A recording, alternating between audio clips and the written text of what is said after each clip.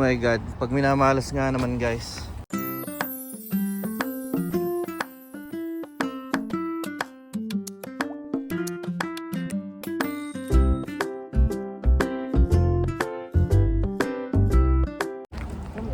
Para mga bata sa Pilipinas, after church, Jollibee, bihira. Namiss na raw nila yung Jollibee din sa McLeod. Tagal lang hindi nakakapunta. Jollibee. Ha? Picture na si John dyan. Adyang ka, dali. Picture na ito. Sari-sari ka. Namiss ang Jollibee. Namiss ang Jollibee. After church. Lumayo na tayo sa bisyo.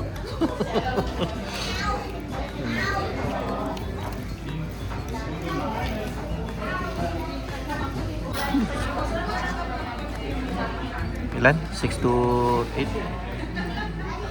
Sa Pilipinas pala to ay pang-apat na tao namin dito ay pang 6 or 8 persons na sa Jollibee sa Pinas. Pero ang alam ko kahit sa Pilipinas yung Jollibee nila lumiit na yung mga chicken.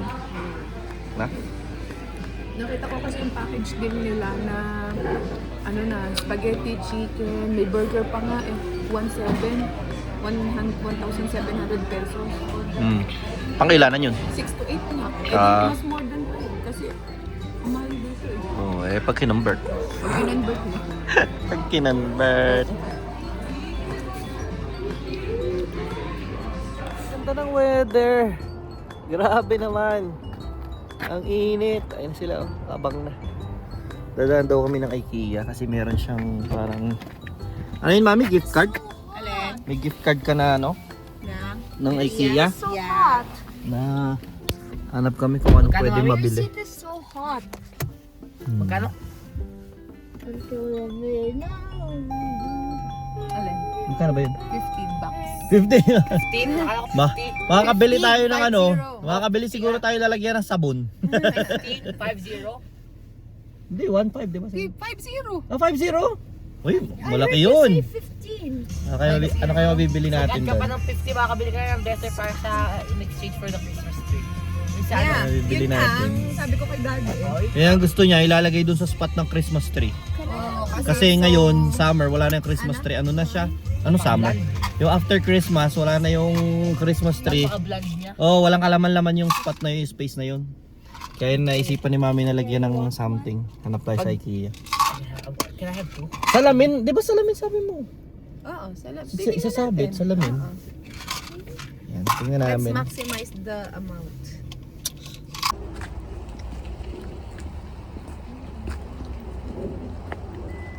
Tingin-tingin kami dito sa IKEA ng ano, mga nahanap ni Mami. Wala bang expiration ng mga ano, mga gift card na ganun, Mami?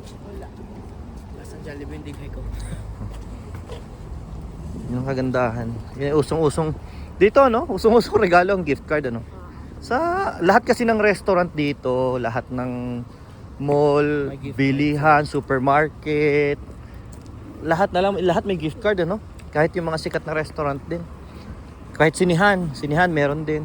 So, kung wala kang maisip na gift idea kapag ka talagang ano, isang option 'yun kasi madali, loloadan mo lang kung anong amount ang gusto mo, no?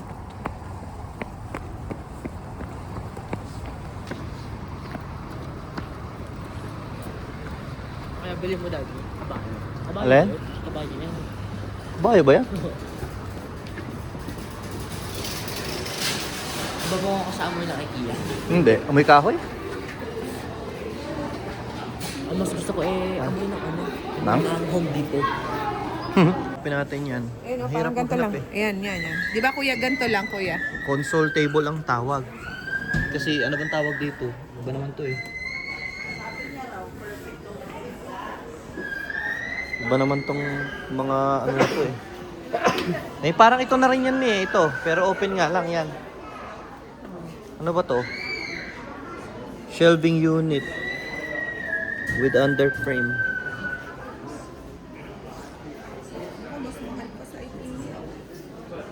Mas mura pa sa Amazon. Eh, lagi naman mas mura dyan sa online eh. Parang na to, ito yung basic ko. Oh, ayoko na. Napakalaki niyan. Hindi natin kaya... Laki, tas puro drawer. Meron kami nito. Libre lang namin nakuha. Kano rin pala yan, oh. $60 din. Nakakuha kami ng libre ng ganyan. Storage. Ito kamukha niyang kuya, sinasabi mo, ito.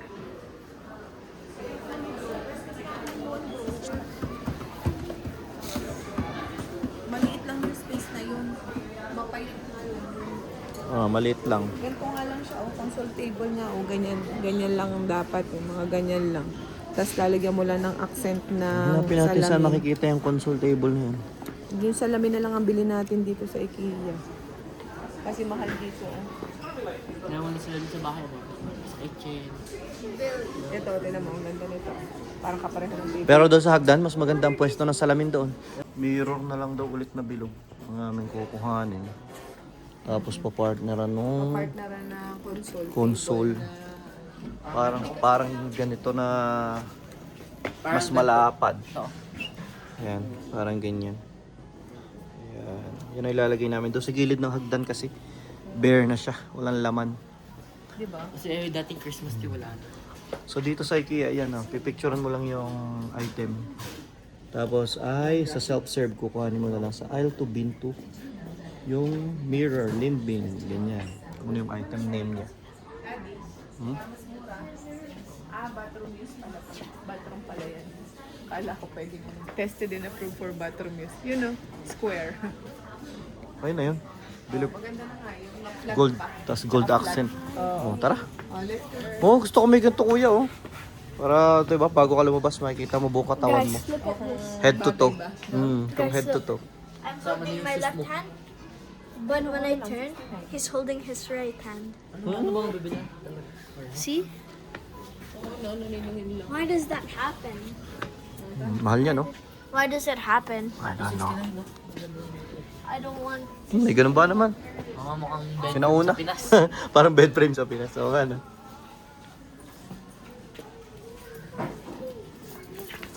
Okay na, tara. Final na, ha? Dapat ganun lang yung base natin eh. Puro bilog na salamin na tayo. So, nakuha mo yung item name nun at saka yung location. Yan. Ikaw na mismo ang huhugot saan. Nakuha ka na yung isang ganyan, siguro. Oo, ay salamin yun eh.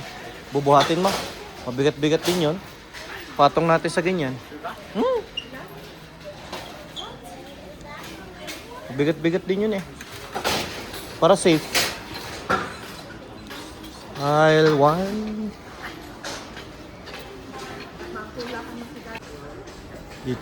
Dito mo huhugutin ngayon yung mga nakita mong item yung nagustuhan mo sa loob sa display. Diba? Go kart racing. Laro pa. Ang kulok. So, ayan, aisle 2. Binto. Ito na, aisle 2 na. Ayan na, aisle 2. Ito na rin, bin 2. Bin 1, 2, 3. Ayan, sa ibabaw. Lint bin, ito. Mirror 80, ito. Gold. Gold na naman. Ah, gold. Yun na, aisle 2, bin. Yung mga bigat eh. Ha? Careful na. Johan, tabi na. Nak, tabi, hindi ikaw talaga ilalagay dyan. Parang laki, no? Tayo mo dito sa likod ni Johan. May kasama na yung fixture, no? Yung panglagay, ano? Tayo mo dito. Sandalan ka nila. Sasandal dyan. Durog yan. Yun nga yun. Okay, ang decision sa online na lang o-orderin yung console table. Ito na lamang salamin ng dito. Mag-check out na. Self. Hindi, kahit doon sa may counter.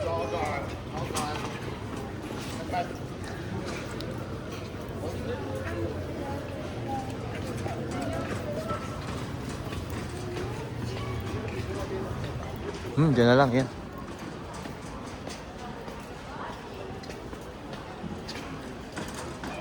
Oh, saan tayo after nito? Tapos ito na. Baka gusto ni Kuya pumunta ng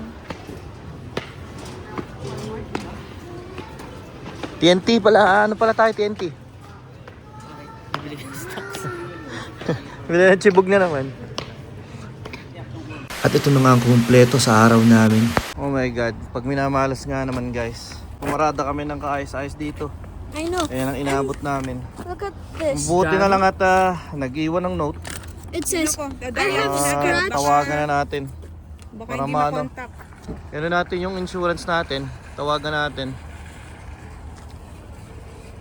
So, papatabo ang bumper nito. Malamang. Or ayusin. Nandito. Yung fender, daddy. Kaya nga eh. Laking damage oh. Laki ng damage yan oh. Pati itong lip, oh. Naisip ko na agad eh, yung papel eh. Buti na lang, hindi natin na-over na ano. Oh. Hanggang lip. Hindi sumasagot. Diyos ko, sana naman legit yan. Mm-mm. Pag hindi, yari tayo. Bakit? Hindi ba Ano ba? nakaon yan? Paano natin Walang gas-gas. i-claim yan?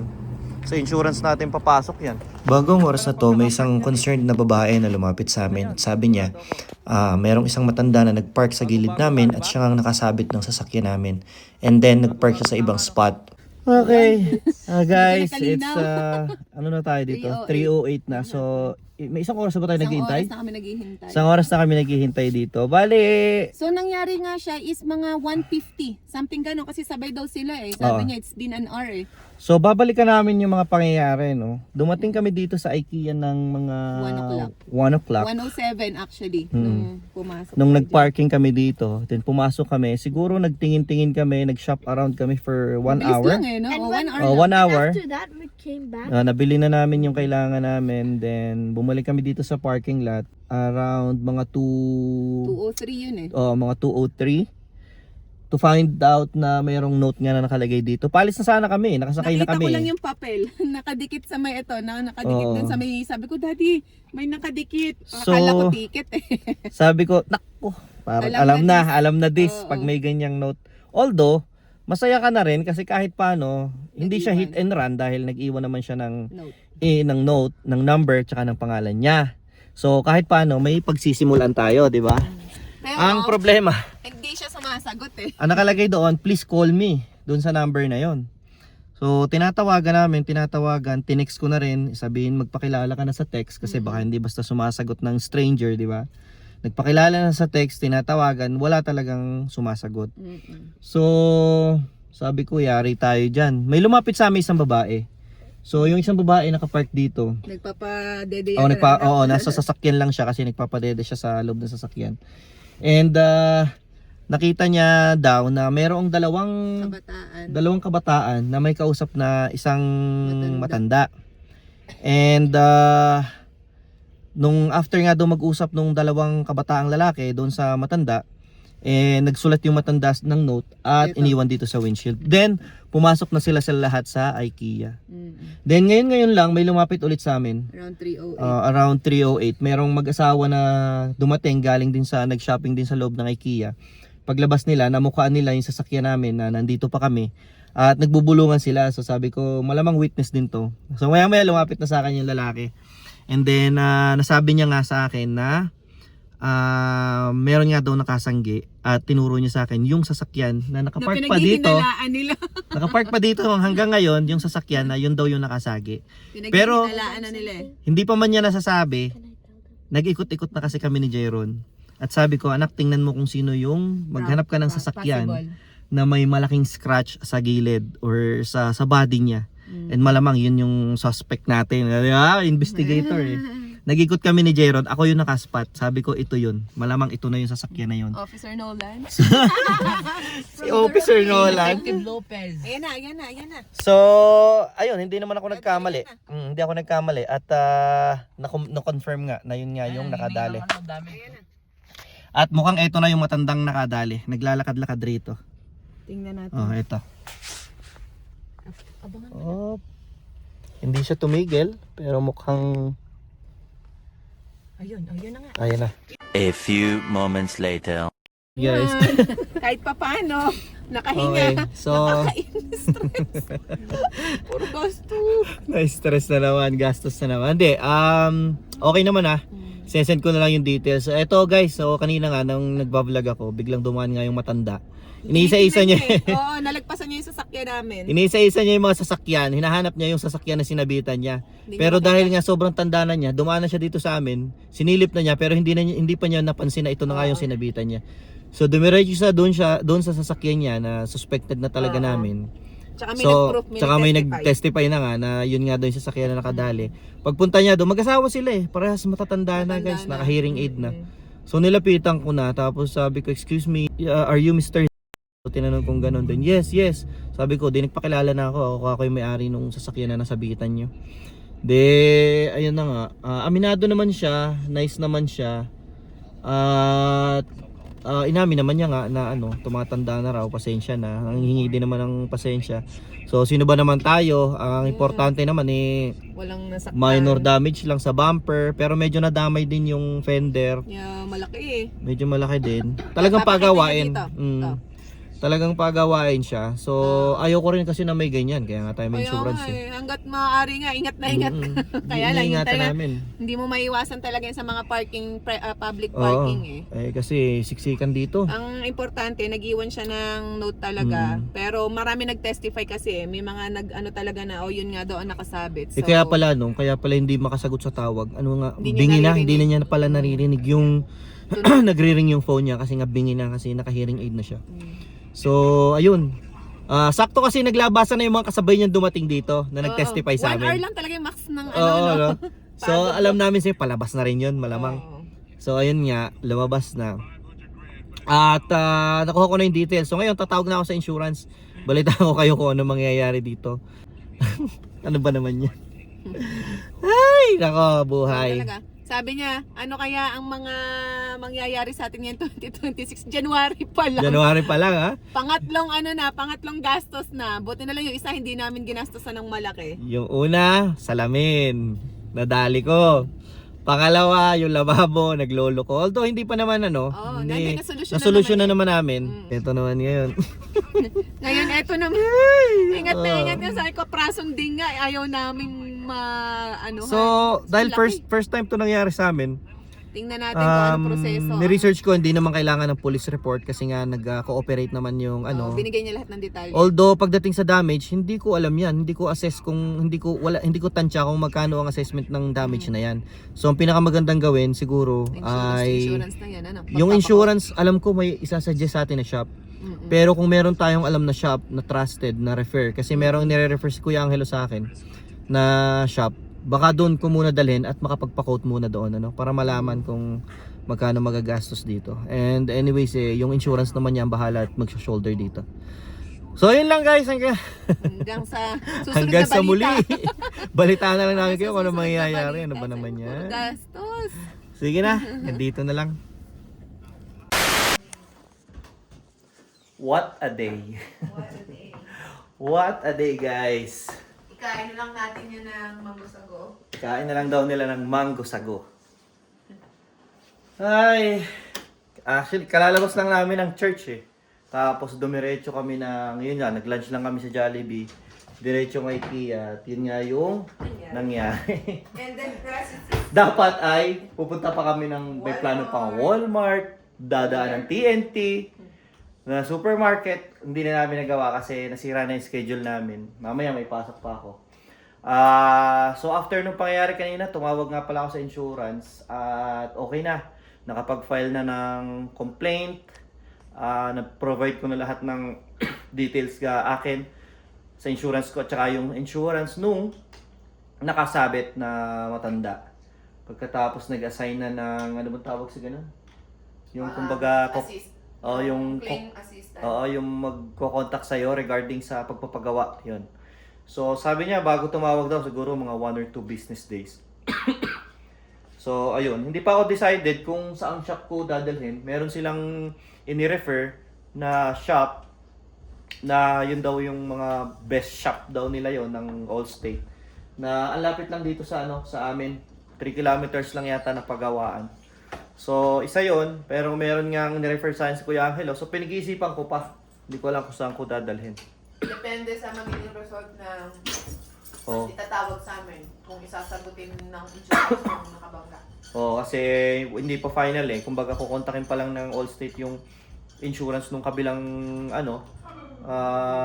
panig, Para, kasi kailangan, yung insurance nila talaga ang sasagot dito, 100%. Kasi nga, sila naman yung at fault talaga. Hopefully, yun. Pagka ni-repair itong sasakyan, ay mag-provide ng makapag-provide ng rental car para kung ilang araw na hindi magagamit yung at nasa pagawaan, di may magagamit si Mami kasi sasakyan niya yun eh. Yung nadali, yung Highlander. Masakit! Kasi yung, alam mo syempre, kahit na sabihin na ano lang yan, gamit lang, material na bagay lang. So, pag syempre iniingatan mo yun eh. Kung ikaw lang, hindi naman magagasgasan eh, di ba? Kaso, meron yung ibang tao na hindi maingat.